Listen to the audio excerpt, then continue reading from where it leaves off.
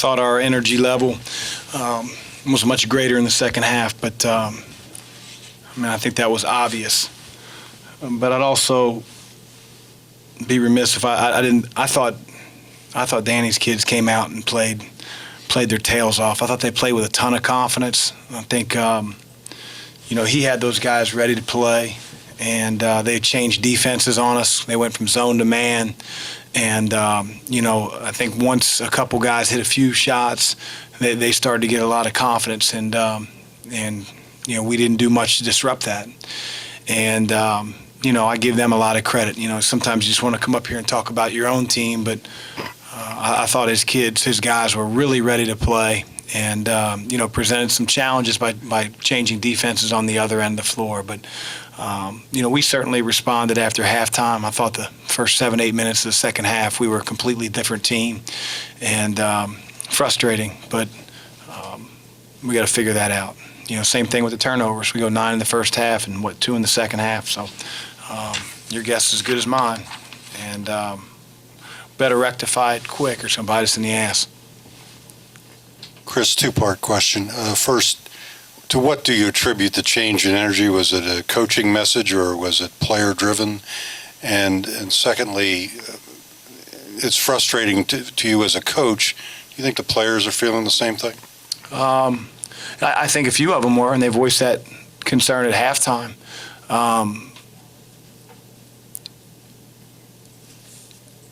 I think the message was simply we have to do what we've talked about doing in the first half at a better rate. We didn't redesign a defense in the second half. We didn't redesign what we were doing offensively. Maybe we gave them a little bit more clarity that despite whether they're in zone or man, we're going to run the same thing, and we're going to look to move the ball and move ourselves on the offensive end. But defensively, we didn't adjust. We just did what we were doing a hell of a lot better. I thought their looks were a little bit more rushed. I thought our guys had a sense of urgency that we should have had in the first half.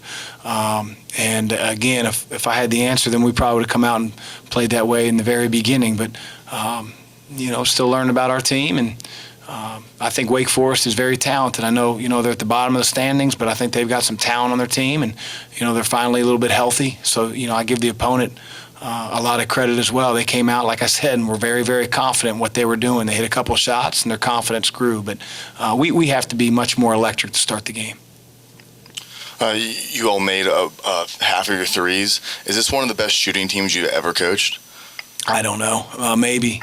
Yeah, we've got two of the best shooters I've ever coached in Ryan and Jordan. They stretch the floor, and we have big guys like Malik and Steve that have a great touch, both from the foul line and from the three-point line. But again, our emphasis isn't to just go out there and shoot threes. We have to earn those. We have to get to the free throw line, which we did. We have to get in the lane, which I thought we did, especially in the second half. Dwayne was pretty pivotal in that big run to start the second half, kind of got off to a slow start to the game. Just what difference did he make late? It made a big difference. I could probably go down the line, Lucas, and say this guy played, really well, played with a lot of energy in the second half. But, my mind's sort of focused right now on the first half, so it's really hard to talk about all the good things when we have to shore up that stuff from the very beginning. But Dwayne, he does what he does, and that is he plays harder than his opponent generally. He gets to the foul line, got us off to a great start in the second half. I think they had 5 team fouls within the first 2.5, 3 minutes of the game. That means the game's going to last longer, which is a good thing for our team.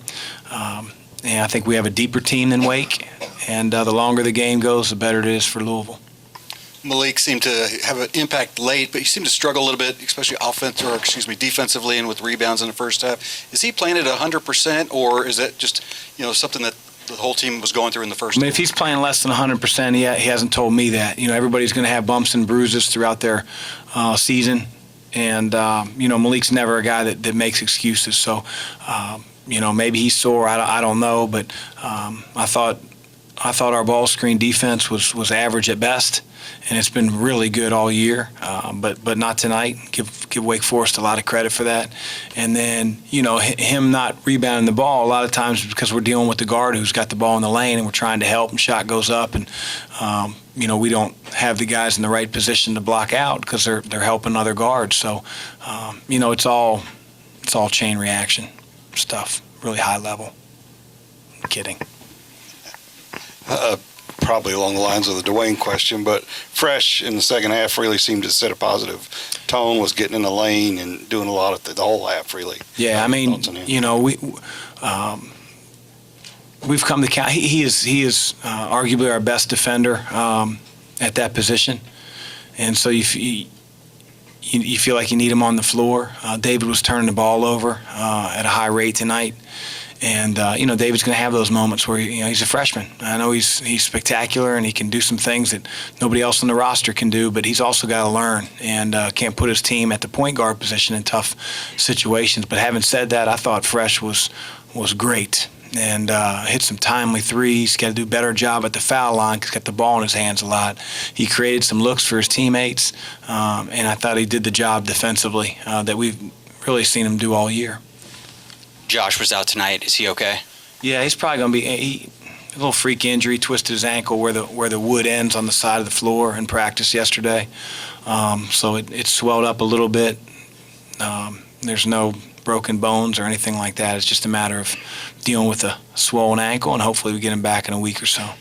You mentioned crediting Wake for some big shots they made early. It did seem like a lot of their three-pointers, you were able to get out there and contest them and have hands in their face. Was it just a case of them making tough shots, or was there something else we couldn't see? I mean, I thought that their threes came off triple threat, and when that happens, a few of them, the few that we shouldn't allow, a few of them were good offense, drive, defense helps in, kick it out. You created a shot for your teammate, but when a player on offense has the ball and the defender's matched up and squared up with him and he can just sort of jab and look at him and shoot the ball, I just don't think that's good defense. And we gave up 3 of those, and then we gave up even more of that when you count the ones 15 to 17 feet in the first half.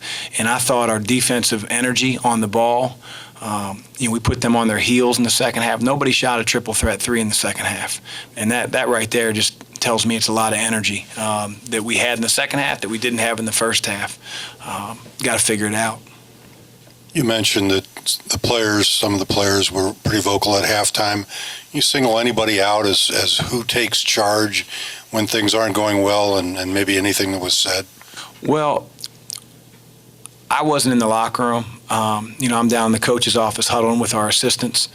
And, we generally leave the locker room door open.